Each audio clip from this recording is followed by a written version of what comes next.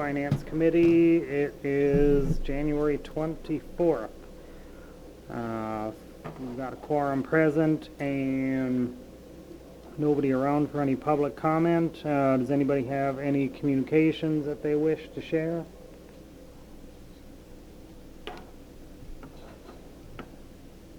All right. Nobody jumping into it. We'll go straight into reports. Dave, you got 3 of them here. What do you got for us? The first one's just an FYI for you. The legislature recently changed statutes that if the amount of tax credit settlements exceeds $3 million for the year, you're eligible to get it directly from the state, as opposed to them sending it to Dane County, who then sends it to us. Well, when we looked into it, yeah, we could receive the money directly, but then that means another tax settlement that we'd have to do.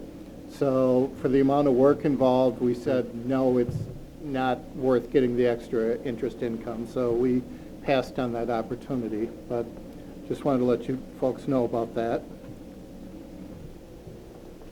The second item is on the Walmart assessment guarantee. For those of you who aren't aware of it, we've got a contract with Walmart that they've guaranteed $12 million in assessments. However, they are only assessed currently at $10,458,900. Hasn't changed since the facility opened, so they again owe us money for budget year 23, which is approximately $26,465. So this is just the calculations for you. The amount that they're going down, that they owe each year, is going down because the mill rate's going down. Any questions on this? Now, would they, I suppose, I mean, it's sort of double-edged if they were to ask for a reassessment of their property and say it would go up over 12 million, then they wouldn't pay us directly, but then they would be paying out for property tax. So I suppose correct. So 6 of one, half dozen of another. Yeah. Okay. But eventually they'll get. How often do they redo commercial properties for reassess? I would have to ask Accurate about that. Okay, because I imagine that's got to be what, on 4 or 5 years? 5 years since that opened, I think. It's 5 years according to this chart. So. Okay. I just wonder if they had a schedule or something like that. Like, I'll check with Kyle at Accurate. Okay. They look at paying it at all? Pardon me? Do they complain when they have to pay it, or they just send a check? From what I understand, talking with my staff, they are very reticent about paying it. We actually found a oops when I was looking at the calculations for this year. We never invoiced them for the July 22 payment due. They never said a word. Well, we've invoiced them now, so we'll see what they say. Yeah. Any other questions? Okay, and the third item is just for the retirement payouts. If you remember in the night, I think it was August, where we did all sorts of budget amendments, creating funds and everything. One of the things that we did was create the retirement payout, put $85,000 into the remainder of 23, just as a complete guess as to what we'd need. And part of that resolution said that it gave me the authority to transfer the money out of that reserve to the departments, and I had to report it to you, so that's what I'm doing. So the payout that we had for the one known retirement, and I think it was paid out last week, was $59,541. So that brings a grand total for the year of $224,141 paid out, and it all happened to be within the police department. So a lot of longtime employees who left. Mm-hmm. So we're starting out calendar year with another 85,000, calendar year 23 with another 85,000 in the budget, and we'll see what happens. That's it for my reports. All right. Anybody have any questions about any of those items? All right, then, next item up is, I would entertain a motion to approve the minutes from the January 10th meeting. So moved. All right, is there a second? I'll second.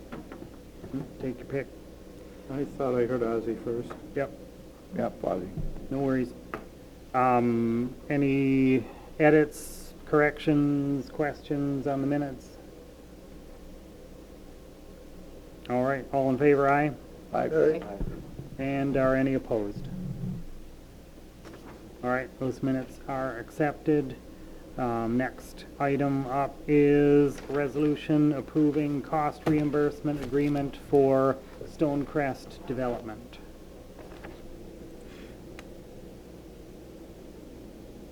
This is a minor adjustment to the agreement.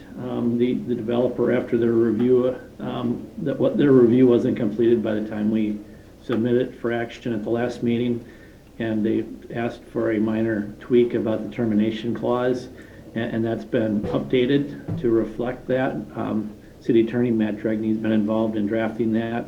I should mention that today, I haven't yet seen it, but Matt Dregney was potentially looking at one small additional revision that we're going to try to incorporate into future agreements related to potentially increasing the deposit amount based on payment history. In other words, if we have challenges with a payment history for a particular client, we would then have the opportunity to increase the deposit amount.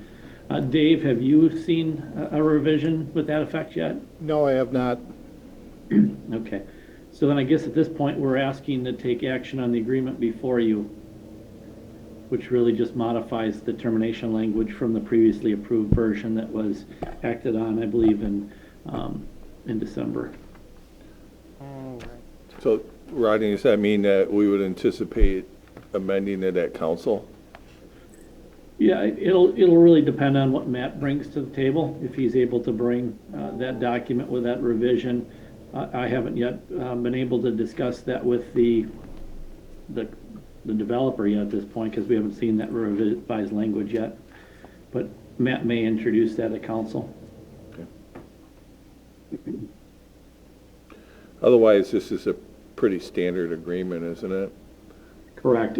Again, the council had already approved it with the tweak to the termination language that's been requested and reviewed and actually drafted by City Attorney Dregney in this version before you is the only change. This one is just in that severance line. Is that what you're referring to, Rodney? Yes. Okay.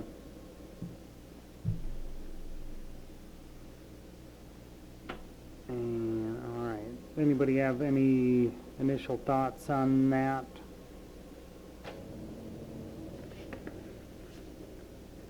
I mean, it doesn't seem to be, I mean, it's not much of a change anyway. No.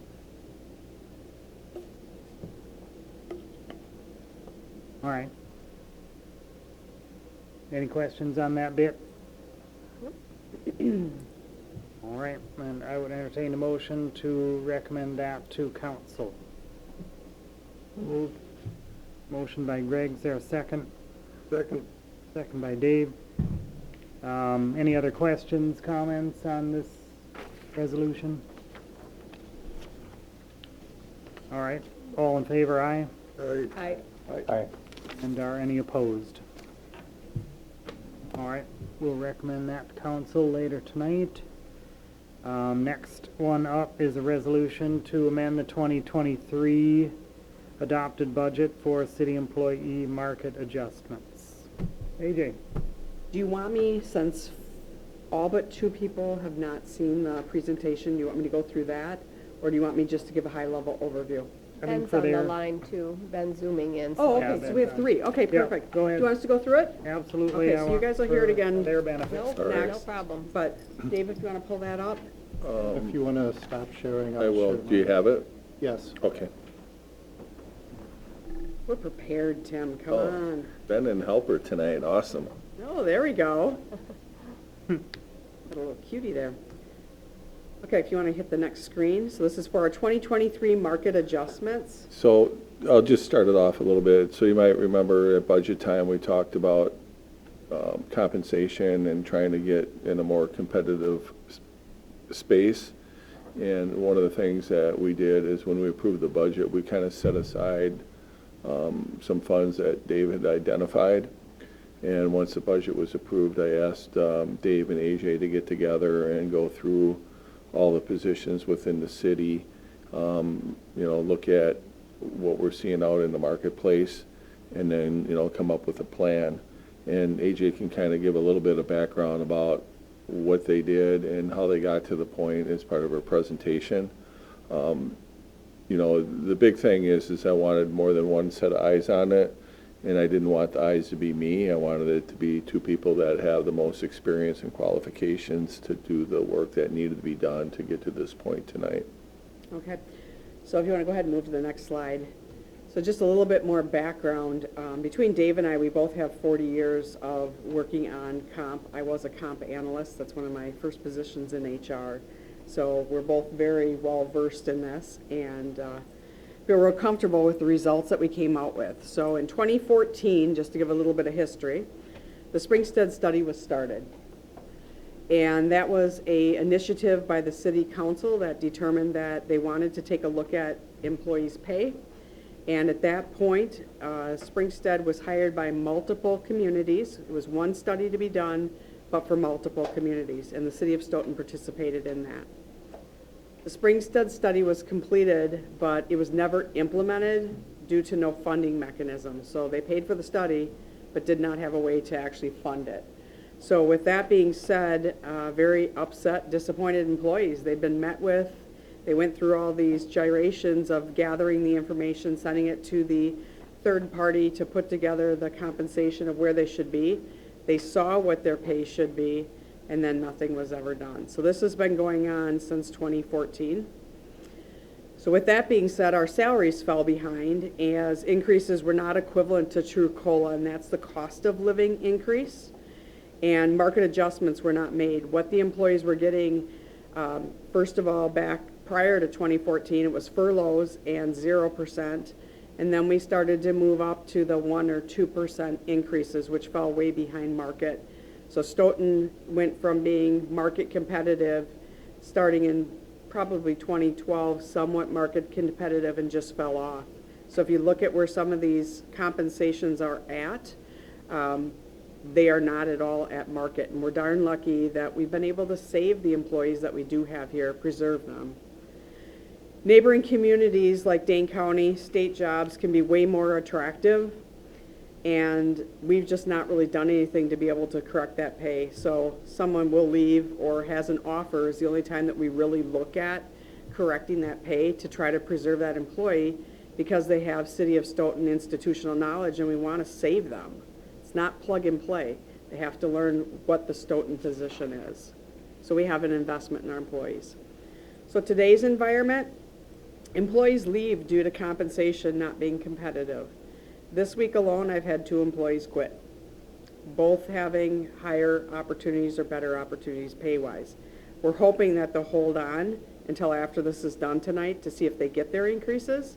The one that has the offer is in Dane County, and I'll talk a little bit about the Dane County jobs in a few minutes. New hires also are making more than some of our incumbents. So you've been here working for 10 or 15 years, but because of where the market's at right now, the new person coming in isn't going to leave their existing position or come on board unless the pay is competitive. So new employee comes in, pays competitive, other employees falling behind, the one who's been here for multiple years. So new hires are making more potentially than existing staff, not a real healthy environment. The message it sends is that we do not value our existing staff, and they know that they're not paid at market. Utilities compensation, as a reminder, was reviewed and corrected in 2022. We went through a full comp study there. It took me about 8 months to complete that. Went through looking at all of the other municipalities that have actual utilities functionality, and we were able to do the funding there, but we've never been able to do anything for the city staff. So that's a concern. and a real mixed message that we've sent, is that we're going to correct on the utility side, but we're not doing anything on the city side. So we've got some hard feelings there. The question that employees are asking themselves is, why should I stay working here when there are other jobs that are paying at market? We all know Stoughton's a very special place. We have very special people that work here, very dedicated, but there comes a point when inflation's going on that it's hard for people to stay working where it's not a competitive compensation package. Any questions on that so far? No? Okay. So our greatest asset, like I think I've shared with you here, is our staff. Our employees received a 4% increase on 1/1 of 2023, which was the largest increase they've received in 9 years. I just want to note here that COLA for 2023 was 8.7. So again, they didn't get a COLA increase. What we're asking for is a one-time adjustment tonight that has been budgeted to move those that are not at market to market. To retain the staff, we need to have a competitive package that includes compensation, but also to attract staff. We need the same thing. So next what happened was the HR department, we started working on pulling together compensation from neighboring communities. We called and talked to valid sources, so it was either a HR department or their acting HR person, which sometimes is a clerk, and the city administrators. So we got cleansed data from the source. So it's not just going out on the internet and willy-nilly pulling this. We got it directly from the source. We also pulled from NeoGov, which is the government website that's used to pull job descriptions and compensation. And we also went and used the Dane County Cities and Villages report, but that one was dated 2021, so I had to factor in cost of living. But we did not do it at the COLA rate. We did it at what we saw the neighboring communities were giving for increases. There's also positions that are in the private sector that are exactly equivalent to the positions that are on the public side. So for example, an IT director. Our IT director's position is the same on the private side. So we looked at some of that private pay as well and took that into consideration for those positions that were the same on both the private side and the public side. Next screen. The screen, this one here is kind of hard to look at, but what it is all the information that we gathered from Middleton, Monona, Verona, Sun Prairie, Oregon, Cottage Grove, and McFarland. Those are the main cities and communities, villages that we used as we went through. We also pulled from other counties just to see, touch, and see what those numbers actually look like. Were they competitive, were they not? So the process that we went through is we began by evaluating each position and did not take into consideration at all how much money we had. So Dave and I sat down and we said, okay, we're going to just do pie in the sky, look at every employee and see where we would put them at market. We didn't put them at the high end, we put them at market. So it's not the low, it's not the high, sometimes it's the median, and sometimes it might be a little below or a little above, but we never hit the high end. From that, the current compensation and position descriptions were compared to all the data that we had that was provided. So we were looking at position descriptions, we were looking at, the HR department looked at the position descriptions ahead of time to make sure job to job matched. And then we also considered years of applicable experience. We didn't look at the person's performance. We simply looked at the incumbent that's in there and how many years they've been in their role or a director's role or a machine operator role. How much experience do they have? Also taking into consideration, many of our employees wear multiple hats. Those are called hybrid positions. So if there was a comparable in another community that had that hybrid, we would pull that together and look at that compensation. So we factored that in as well, trying to look at a full comp statement. We met with each director then once we pulled all of that information together. David, myself, and the mayor sat down and met with every director going through every single one of their employees, talking about the information that we'd pulled from those comp studies, and then also comp gathering. And then we also at that point talked to them to find out, do they support this? Do they understand it? Do we have your support, and do you agree with this? And they had the opportunity to talk. Some of them did. they did not agree. So we talked through that. We had one employee who said, you know what, I don't think my personal pay as a leader is correct, so I'm gonna go see what I can find. So I said, you know what, let's meet the next day. Does that give you enough time? Yes. That person came back in and said, you know what, you guys are right. I looked at the stuff that's out there, the comps. That was a specific position that we had all their information like we did for all employees, but they had the report. And they asked instead, can I have some additional help with more employees? Well, obviously that's not on the table, but they did support saying that their compensation was correct. So we felt really good about the overall process that we went through. They had the three of us there, and we were open to whatever they had to share with us. So that was the process of actually netting out and making sure by vetting that the directors were on board, because that was the biggest thing. I wanted to be 100% transparent, and I needed them to be on board with this. So the end result, after all the market adjustments were made and discussions with the departments were held, we had around $25,000 over what we had originally budgeted, which was not the total amount, so we were still under your $350,000, but we were close. Well, we were 20, and that's now about 27,000, but 27,000 over the 350, There we go. including the police department. Okay. The police department was not, all of the sworn officers, if you remember, they're union employees. They received their 9% increase, which is separate. They're not being taken into consideration here because they've already been made whole. So the only people out of the PD that are included are the non-union positions as well as the dispatchers. So they are also non-union. Out of that study, what we found was 84 employees out of 94 total that we looked at were identified for a market adjustment. Those that were not identified were identified as recent hires, so that supports what I told you before, is when an employee is brought in, they're brought in at market. They may have had a position change, which then would mean we're paying them at market, or an adjustment, which would mean that that employee may have had another job offer, and we tried to make an adjustment to salvage that employee so they didn't leave, and we weren't in the position of having to retrain. So remember, as we go through this process tonight and right now, that this is about the position, not the person. Dave, if you could talk about the funding? Sure.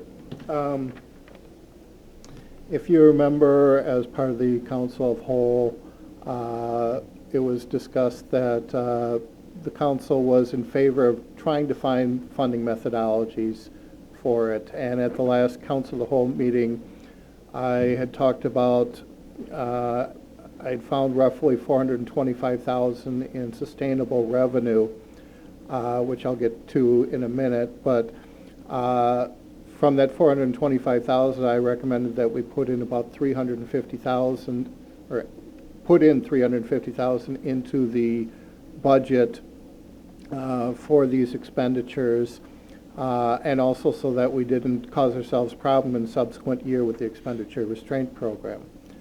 And when I say sustainable revenues, that's important because we have to, if this is going to increase the base, it's got to be there in subsequent years. Because I'm certainly not going to go to the employees and say, oh, remember that $2 an hour raise that we gave you last year? Well, we're going to take back $1.80. That would not fly, and we'd probably lose a lot of employees over that.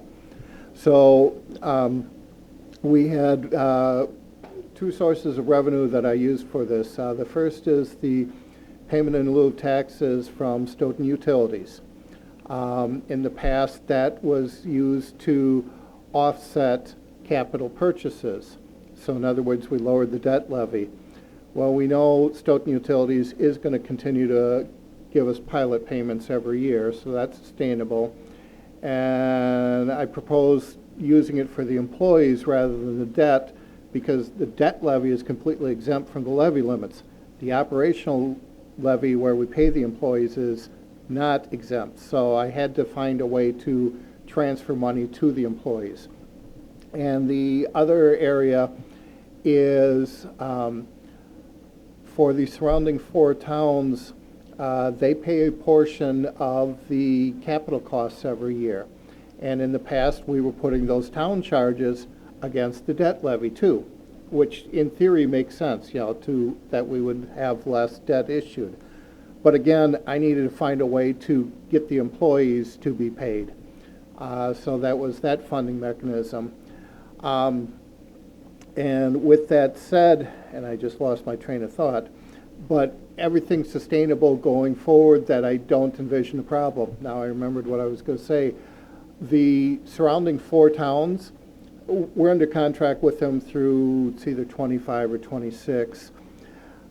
And the only way that that revenue source is going to stop is if the surrounding towns open up their own fire department. That's probably not going to happen. So I see that as a sustainable revenue also. The only difference is that will we have the same amount of capital every year? Maybe, maybe not.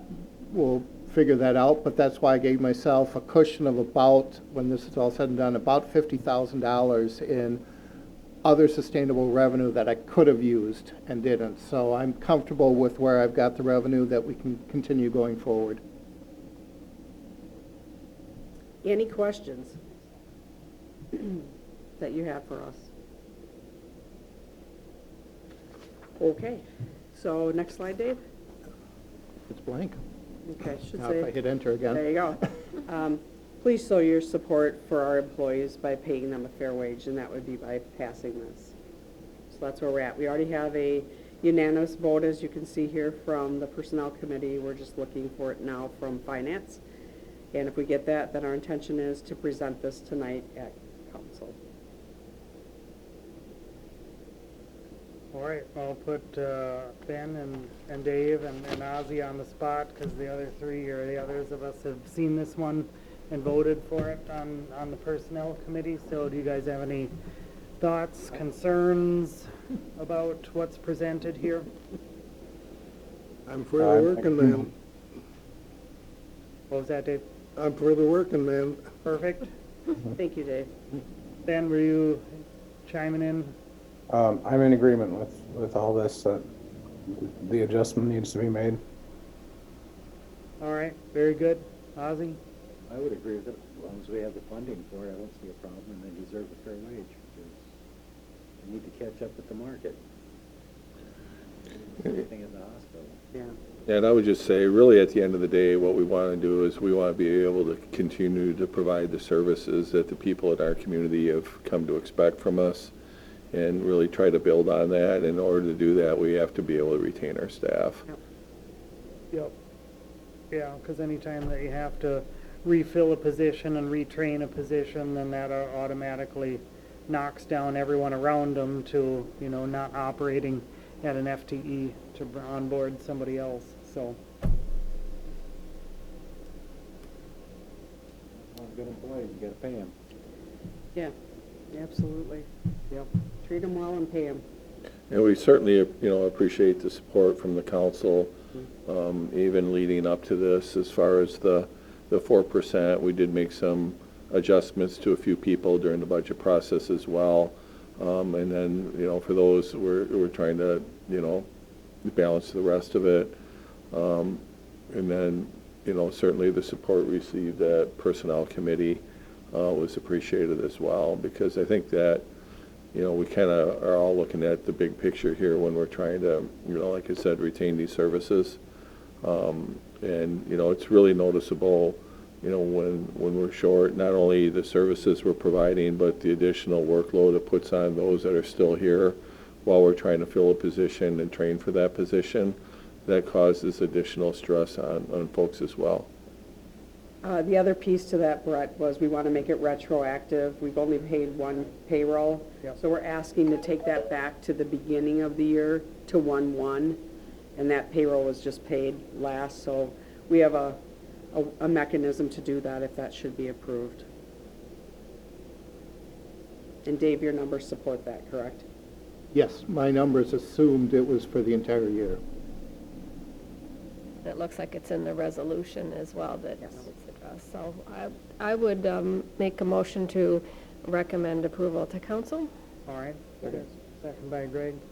Any other questions or comments on this?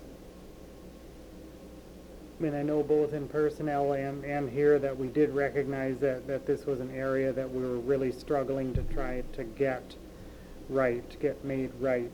I think we're always struggling with whether we had the dollars in order to do that. So there's a lot of thanks to Dave for finding these sustainable pockets that we were able to use for this one, and so I think it makes this decision fairly easy to move forward with. And Yeah, and the competitive field is really not balanced. The private sector, if they have employee, challenges, or if their product costs go up, they can simply raise their prices. right, Under the spending caps, cities and villages aren't allowed to do that. We're also competing against the public sector, especially Dane County. Dane County has additional revenue sources. They have a wheel tax. They have a sales tax. The state of Wisconsin has a sales tax as well as income tax revenues that they received, and that's part of the reason why they're sitting on a surplus right now, because as the price of everything has gone up, including wages, the state revenue has gone up as well. And, we're the ones that are really providing many of the services to support the economic development, especially here in Dane County. Dane County is accounting for over 30% of the growth here in the last 10 years. So communities like Stoughton, are trying to keep up on being able to provide the services as we continue to grow. all right. No other questions, then all in favor, aye? Aye.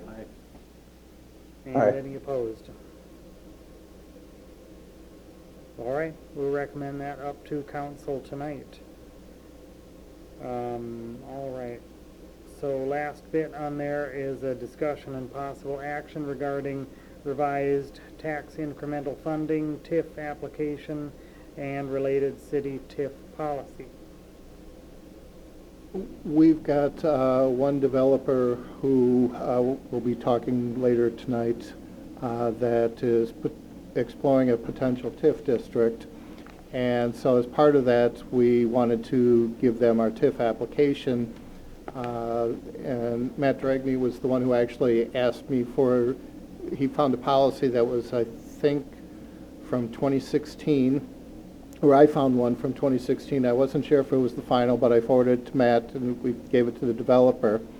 It was shortly after that I got a email from Matt saying, well, here's a TIF policy that I worked on for another community in the county that you may want to consider looking at. So I asked his clerical staff to make some modifications, get it a little bit closer to what we had, and of course change the language to take Village of Blank out and put in City of Stoughton. So this is the first rough draft. I'm not looking for any action right now. We should probably take something, and Planning Commission should also look at it too. But this is kind of the first draft of what we're looking at, so it's just kind of a FYI for everybody at this point. So I'm just going to leave the floor open to you if you have any questions at all on it. Yes? Just a comment for consideration. I see that there's something about describe whether the project would include sustainability measures that will promote a healthy environment, et cetera. I just wonder if it would be appropriate to include, if so, what are the planned sustainability measures? Because that kind of, I think I could see they'd say, oh, sure, but I'd be interested to, to have more specifics about what are the planned sustainable, I mean, it doesn't have to be that language, but just if they could maybe describe them or something like that. I think in the page 2 in the application has got that last line on that page 2 has got where they can describe their Well, it just says initiatives. describe whether the project would include. Ah, So I could see that saying, oh, sure, we're going to use Right. LED lights. yes, it will. Done. Yeah, Got it, yep. so maybe they could You're talking about- describe those initiatives. We try to take the choice out of that for them. You want them to be specific. To list, yeah, those initiatives. Yeah, and I think that this kind of came up a little bit with the riverfront redevelopment, and I think they tried to address that during the developers agreement.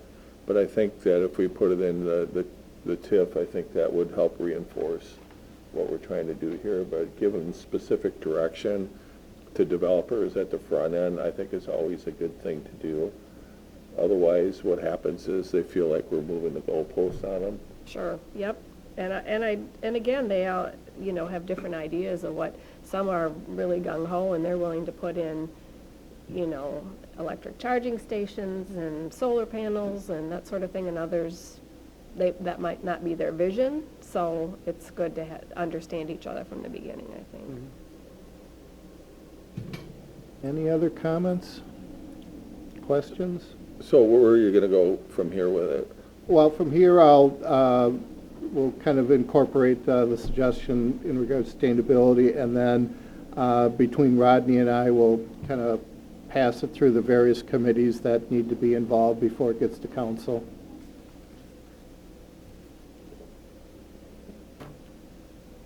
I think it looks like a clean application. I mean, it's,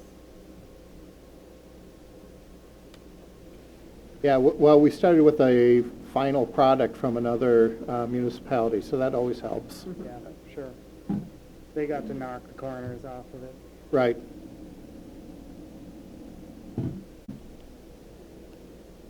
All right, does anybody have any thoughts about that? Anything they'd like to see added or anything like that? All right, like Dave said, he doesn't need an action on it, so if you do think of anything, so if you're looking over this late at night sometime and you want something added to it, go for it. Send an email. Don't call Dave in the middle of the night. My wife would appreciate that. Yes.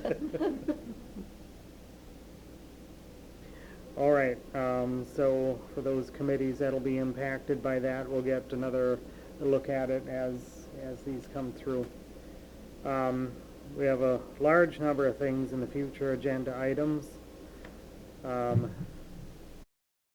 We'll get to them. I think getting through this, the market increase, I think is a big step forward. So we'll start chipping away at some of these other ones in there. Well, we're into year end now too, and the audit's coming, so. Yeah, that's true. There That's is true. no slow time. No. Anybody else have anything they want to add? Do they want to put in a letter I, letter J into the future agenda? No. All right, if nothing, I will entertain a motion to adjourn. So moved. And is there a second? Second by Dave. Any other questions, additions? All right, all in favor, aye? Aye. Aye. Are any opposed? Thank you, All right, everyone. meeting's adjourned. Thanks, everybody.